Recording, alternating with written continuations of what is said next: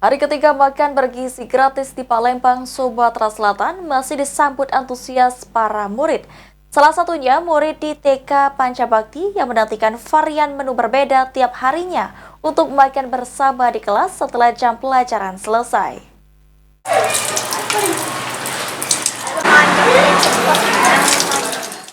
Tak hanya dirasakan siswa SD dan SMP saja, bahkan bergizi gratis juga dibagikan ke murid TK Pancabakti yang berada di kawasan Ilir Timur 1 Palembang. Sejak pukul 8 pagi, puluhan ompreng yang berisi menu dari program pemerintah pusat tersebut datang ke TK ini. Menu dari makan bergizi gratis di hari ketiga berupa nasi, tempe, telur, sayur, dan buah. Didampingi guru, para murid menikmati makan bergizi gratis dengan tertib setelah jam pelajaran. Dari mereka, ada yang mengatakan rasanya enak dan juga ingin menambah daging di dalam menu.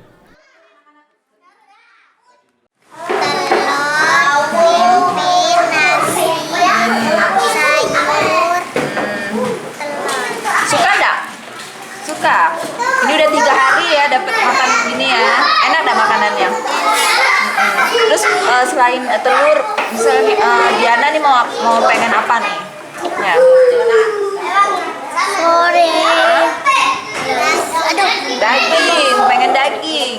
Diana biasa bawa bekal nggak dari rumah? Bawa bekal juga. Tadi barusan makan apa aja? Sarapan. Lauknya ada apa aja tadi? Sayuran, nasi sama pisang. Enak enggak? Udah 3 hari. Kemarin lauknya ingat enggak lo apa? Kemarin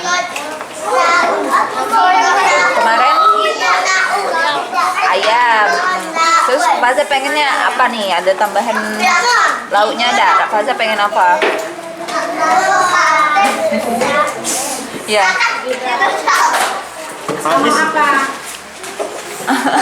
Habis nggak tadi makan? Habis nggak tadi makannya? Nggak habis, kenyang ya. Menurut guru TK Pancabakti, hari ketiga makan bergizi gratis dapur penyediaan menyiapkan 21 porsi untuk TK ini, serta disesuaikan dengan siswa yang hadir, meski ada 1 orang murid yang masih memilih bekal makanan dari rumah.